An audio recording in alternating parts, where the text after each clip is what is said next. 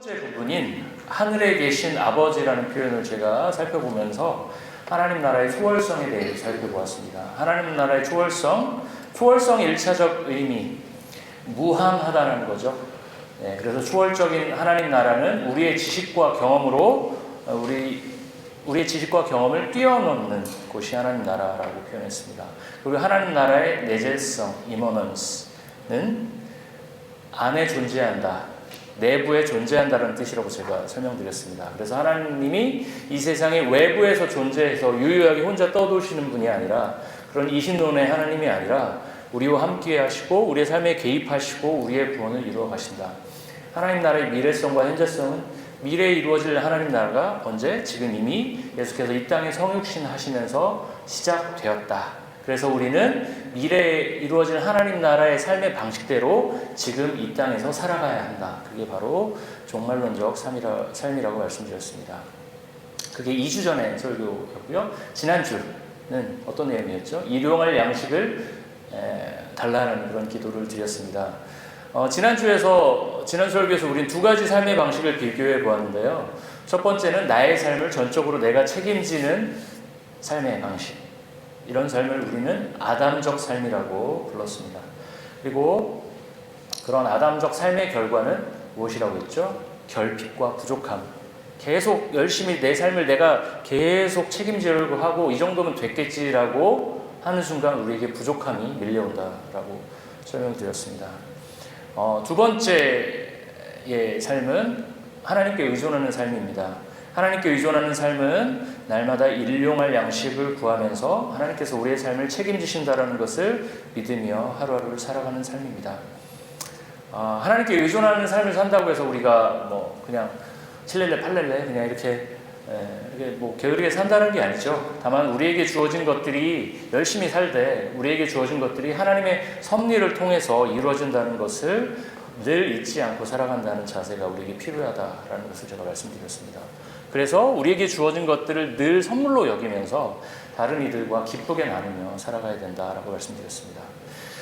주기도문은 제가 7개의 청원, 페티션, 7개의 간절한 요청으로 이루어진다라고 말씀을 드렸습니다. 첫 번째 요청은 아버지의 이름을 거룩하게 해주십시오. 두 번째는 나라가 임하게 해주십시오. 세 번째는 뜻이 하늘에서 이루어진 것 같이 땅에서도 이루어지게 해주십시오. 그리고 네 번째는 지난주에 우리가 살펴본 것처럼 일용할 양식을 주십시오. 그리고 오늘은 뭐죠? 우리가 우리에게 죄 지은 자를 사해 준 것 같이 결론은 우리의 죄를 사해달라는 거예요.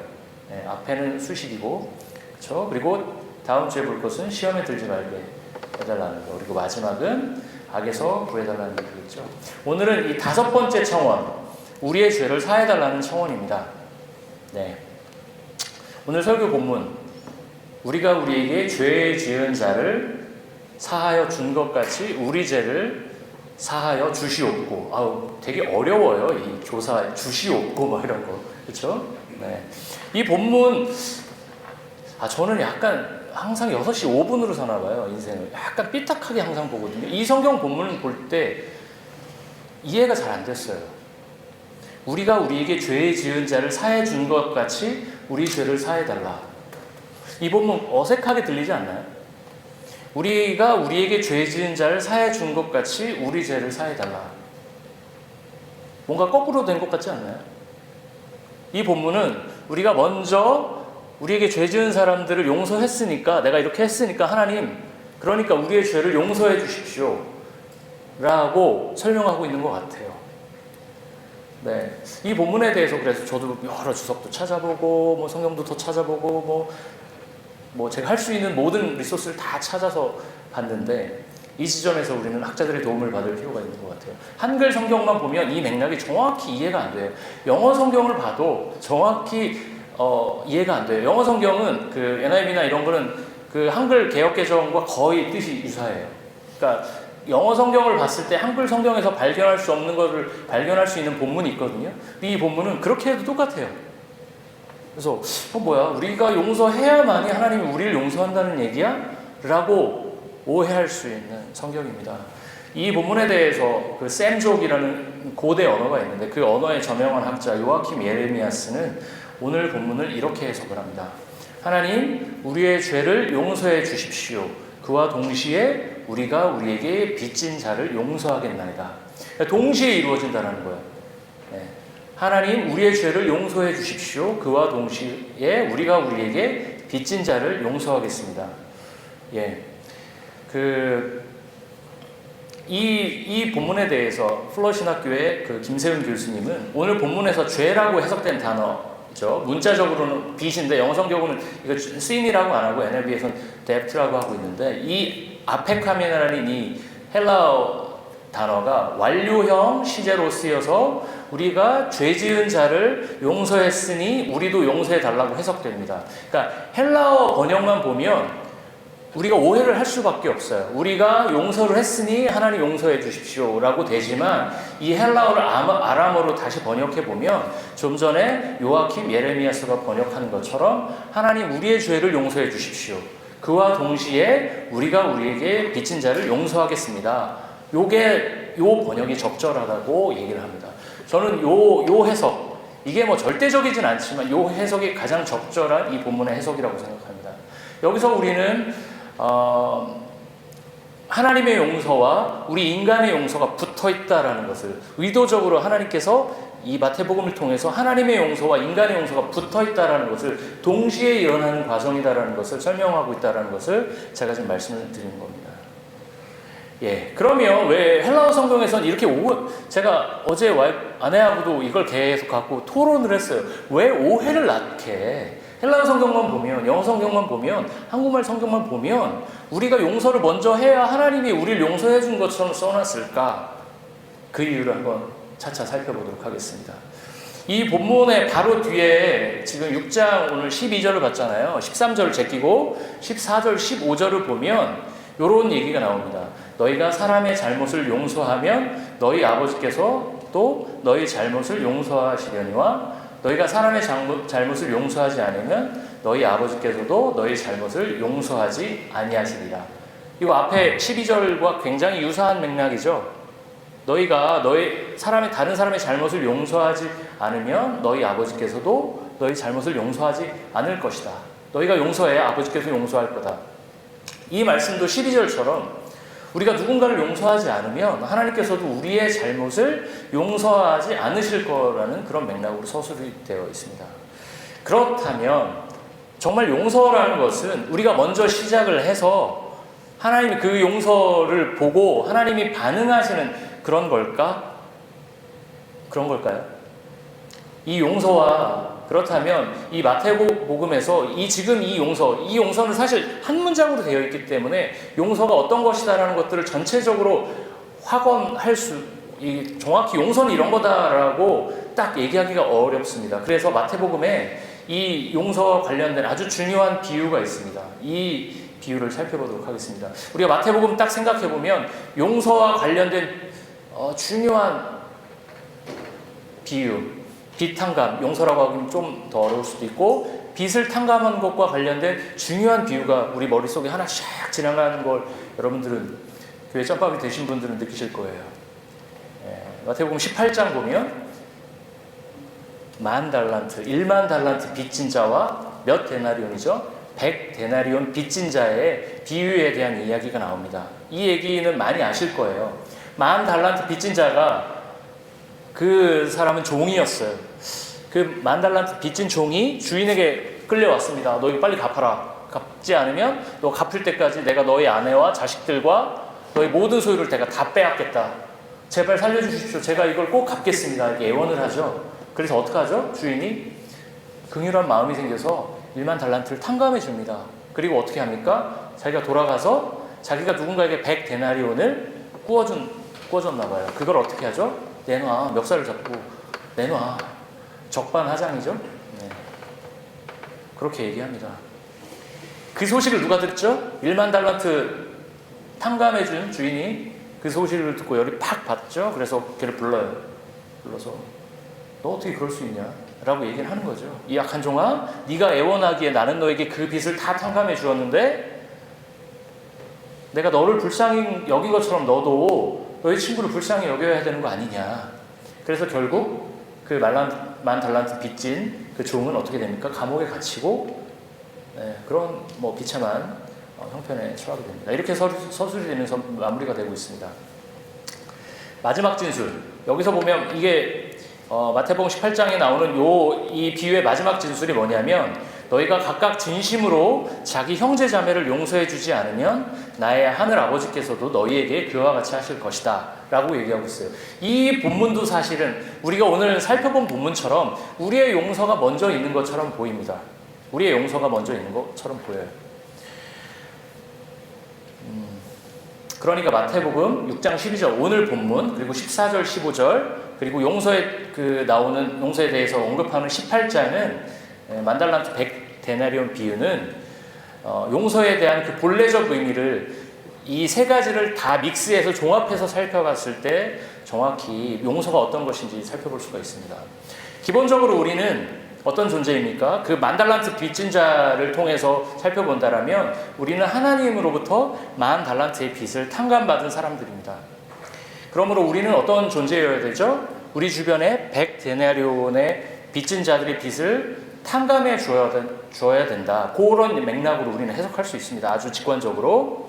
그래서 오늘 본문의 내용, 우리가 우리에게 죄 지은 자를 사해 준 것 같이 우리의 죄를 용서해 주시옵고는 우리가 먼저 용서를 시작했으니 하나님께서도 우리를 용서를 해달라는 맥락으로 해석하는 것이 아니라 마태복음 18장의 만 달란트의 비유를 통해 알 수 있듯이 용서는 우리 편에서 먼저 시작될 수가 없습니다. 여러분 누군가를 용서해 본 경험 있죠? 아주 작은 용서는 우리는 할 수 있어요. 서로 부부지간에도 서로 옆에서 뭐 이렇게 기분 나쁘게 말할 수도 있고, 그래 내가 용서하자. 만 달란트를 우리가 빚을 탕감할 수 있을까요? 우리의 용서는 얼마 되지 않습니다. 용서는 어디서 시작된다고요? 하나님으로부터 시작됩니다. 하나님으로부터 용서는 흘러나옵니다. 하나님으로부터 흘러나온 용서가 우리에게 전달돼서 우리가 누군가를 용서하는 것이 하나님 나라의 용서의 원리입니다. 만 달란트면 얼마일까요? 1달란트가 6,000일을 일해야 벌 수 있는 돈이라고 합니다. 1년에 하루만 쉬고 주 6일, 요즘 주 6일 일하시는 분이 많지는 않아요. 주 6일 굉장히 힘들잖아요. 근데 주 6일을 일하고 20년을 일해야 1달란트를 벌을 수 있어요. 그래서 만 달란트는 20년이 아니라 20만 년 동안의 일당이에요. 캐나다 현재 일당으로 제가 계산을 해봤어요. 우리 달러로 계산해서 한국 돈으로 환산을 해보니까 14조 6천억입니다. 14조 6천억. 그러니까 14조 6천억을 탕감받은 사람이에요. 만 달란트를 탕감받은 사람. 이거 도저히 갚을 수가 있을까요? 이 돈을? 여기 계신 분들 중에 14조 6천억을 갚을 수 있는 분 있을까요? 제가 찾아봤어요. 이걸 갚을 수 있는 사람이 세상에 몇 명이나 될까? 생각보다 많더라고요, 근데. 생각보다 많았어요. 현재 세계 부자 순위 50위의 총 재산, 50위에 걸쳐 있는 사람이 36조더라고요. 한국에는 없어요. 한국에서 1위는 지금 카카오 의장 김범수 의장이 14조 1천억 원, 삼성의 이재용 회장이 11조 5,800억. 이게 2021년 12월 현재 금액입니다. 이게 시가 주식 총액 때문에 계속 왔다 갔다 하겠지만 현재 시점에서 세계 최고의 부자인 테슬라의 일론 머스크의 재산은 얼마일까요? 364조예요. 그 사람은 쉽게 갚을 수 있게, 1달란트 돈도 아니지 이런 사람들 몇 명한테 이 본문의 해석 적용이 안 되겠죠. 불행한 사람입니다. 이 본문의 해석이 이렇게 본인한테 적용이 안 되는, 어떻게 보면 불행한 사람입니다. 2위가 아마존의 제프 베조스. 제가 찾다 보니까 너무 재밌어서 계속 찾아봤는데 251조예요. 그다음에 3위는 제가 모르는 사람이고 4위가 빌 게이츠, 마이크로소프트 공동 창업자 166조. 이런 사람들한테는 11조 하는 기념으로 그냥 인생에 11조 내지 이렇게 할 수 있겠죠. 이런 사람들에게만 해당되는 금액이에요. 그럼 100데나리온은 얼마일까요? 그거는 좀 가능한 금액일 것 같아요. 눈치로.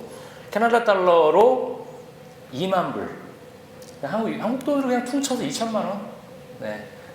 100데나리온도 결코 적은 돈은 아니지만 우리 같은 평범한 사람들이 열심히 모아서 갚을 수 있는 돈입니다. 소형차 한 대 정도 살 수 있는 돈이에요. 저 같은 평범한 사람들 열심히 모으면 갚을 수 있는 금액입니다.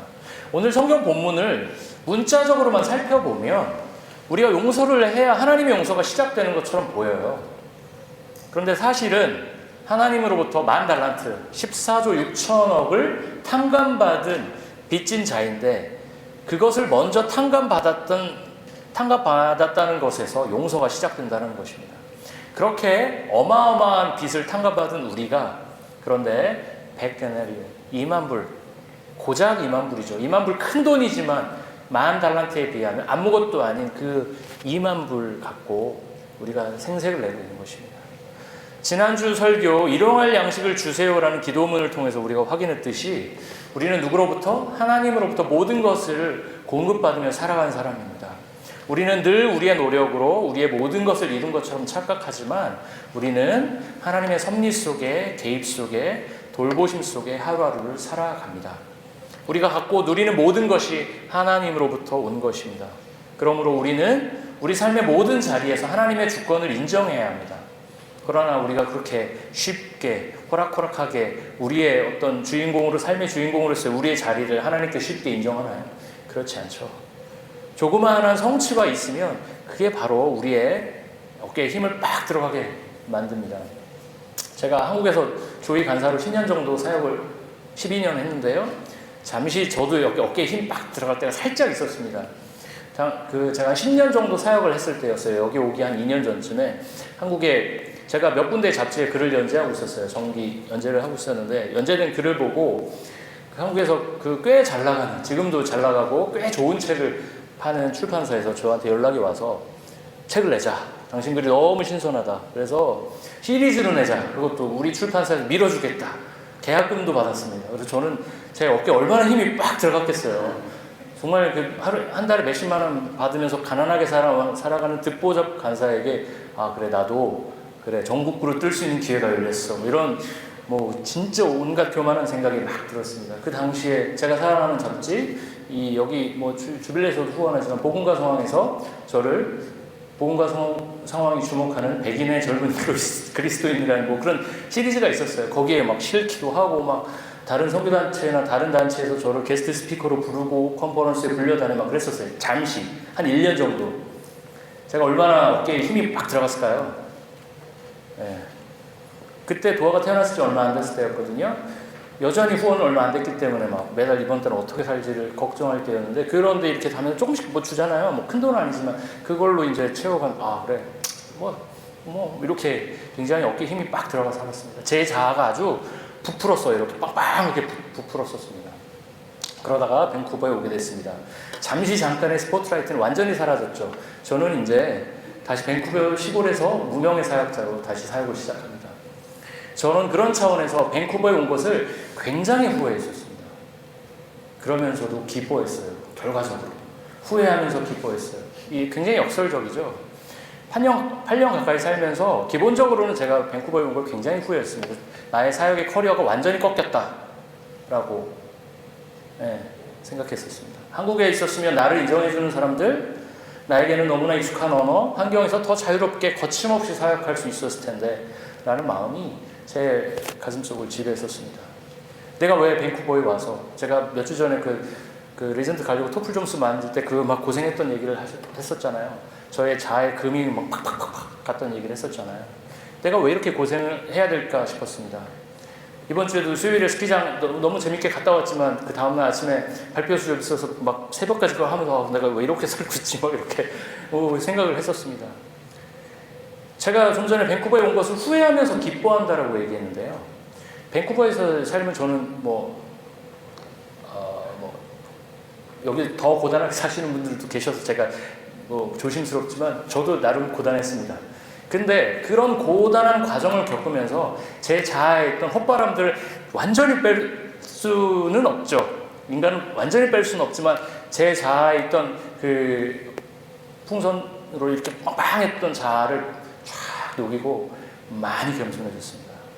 그리고 나에게 주어진 이 모든 것들이 내 재능이나 노력으로 된 게 아니라 이 모든 것들이 하나님으로부터 왔다라는 것을 정말 철저하게, 그리고 하나님께서, 저는 밴쿠버에 온 것을 제가 선택했다고 생각했어요. 그렇지만 제 선택의 과정 속에서 하나님께서 개입하셨고 여기까지 몰고 오셨구나 라는 것들을 지금 알게 됐습니다. 하나님은 우리에게 날마다 일용할 양식, 지난주에 설교처럼 일용할 양식을 주시는 분이면서 동시에 우리의 빚을 탕감해 주시는 분이십니다. 우리는 하나님을 믿는 사람이라고 생각하지만 일주일 내내 사실 하나님을 잊고 사는 경우가 많습니다. 내 눈앞에 작은 이익 앞에 거짓을 행하기도 하고요.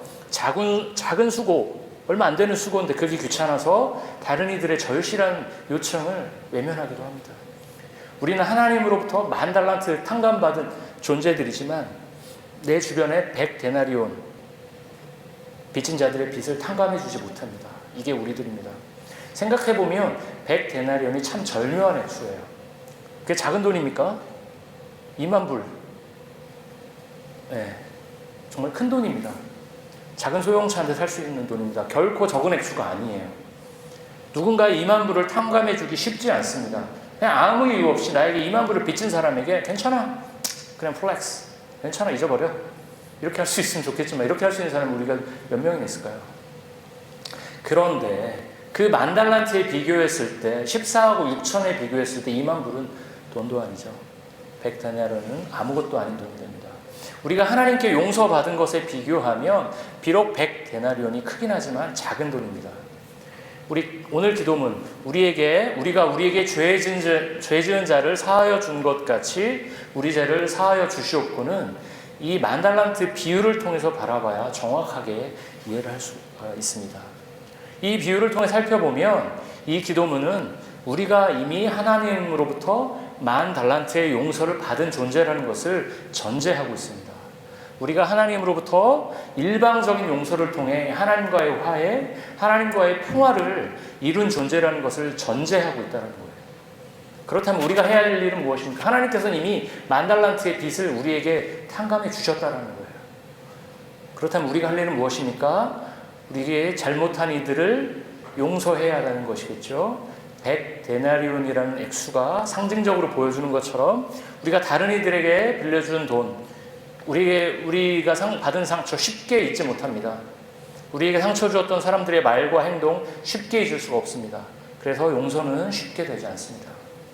우리가 용서할 힘이 없을 때 우리는 어떻게 해야 될까요? 성령 하나님의 도우심을 구해야 합니다. 성령께서 우리의 마음을 열어주시기를 기도해야 합니다. 나에게 상처 주고 나를 힘들게 했던 사람들을 용서하고 용납할 수 있기를 우리는 기도해야 합니다. 저도 이렇게 용서에 대해 설교를 하지만 쉽게 용서하기 어려운 관계들이 있습니다.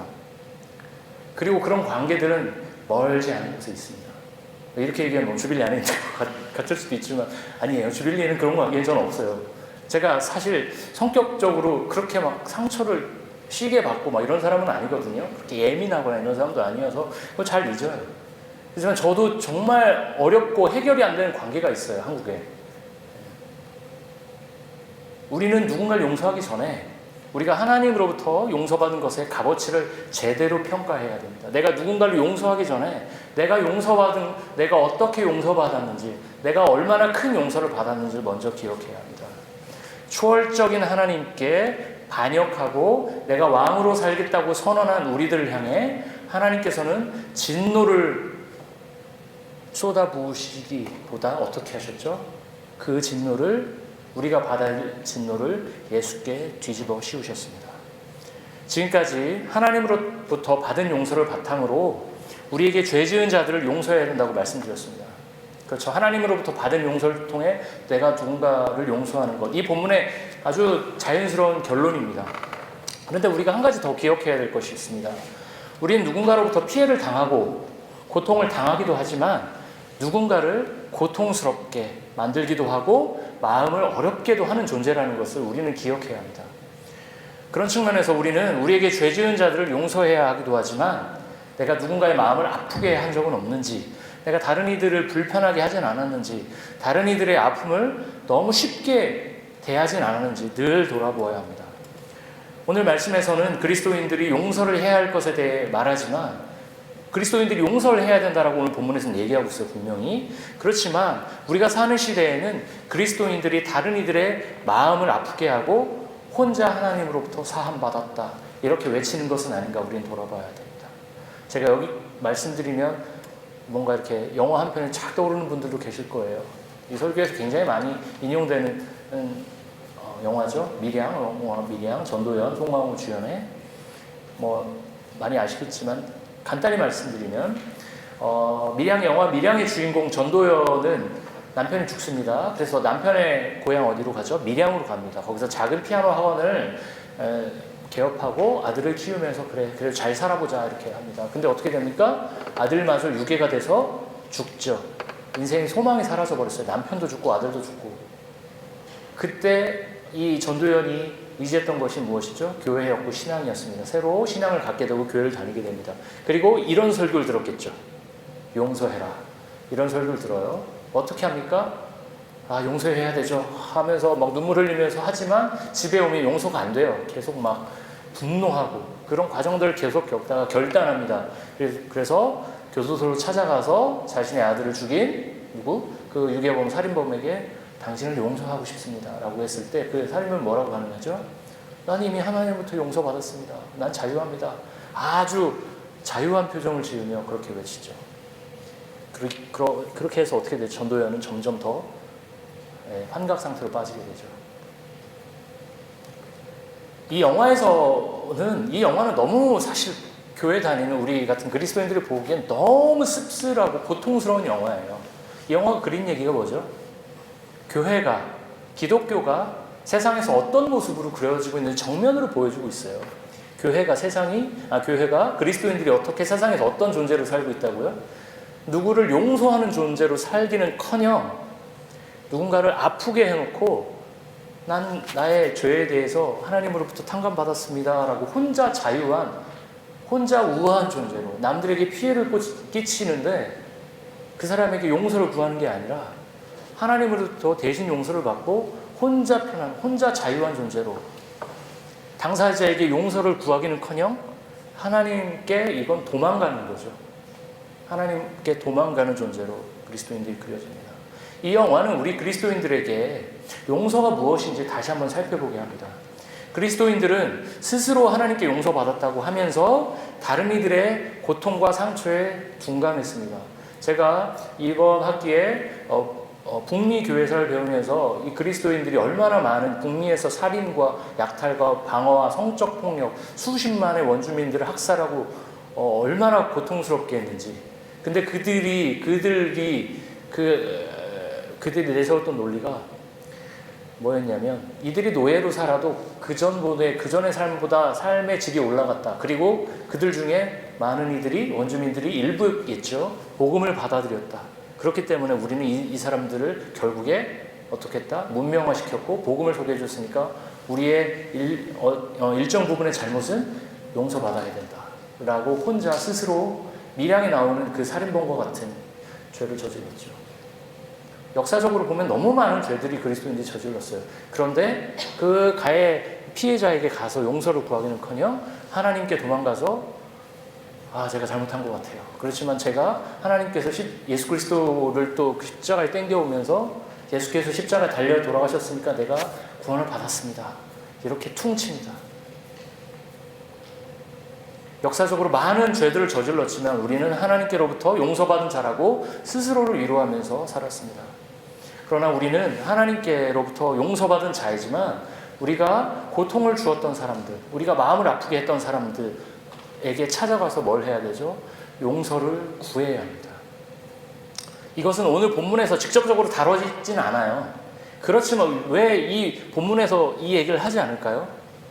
그리스도인들이라면 당연히 그래야 하기 때문이에요. 그리스도인들은 어떤 존재죠? 하나님부터 용서를 받고 하나님께서 우리와의 관계에서 평화를 이루어 주셨어요. 그리고 우리는 어떤 존재들이죠? 다른 존재들과 다른 사람들과 평화를 만드는 관계로 살라고 부름받은 존재들이었어요.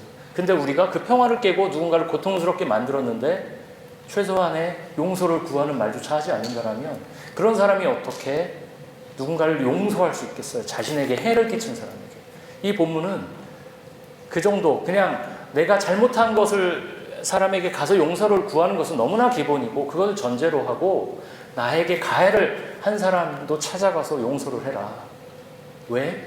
우리가 1만 달란트라는 어마어마한 금액을 하나님으로부터 탕감받은 사람이기 때문이라는 것입니다. 하나님 나라의 평화를 이루어야 하는 우리 그리스도인들이 평화를 깨고 이웃들에게 아픔을 주었다면 즉시 피해를 입은 분에게 찾아가서 미안하다고, 잘못했다고, 다시는 그러지 않겠다고 진심 어린 용서를 구해야 합니다. 이제 말씀을 마치도록 하겠습니다.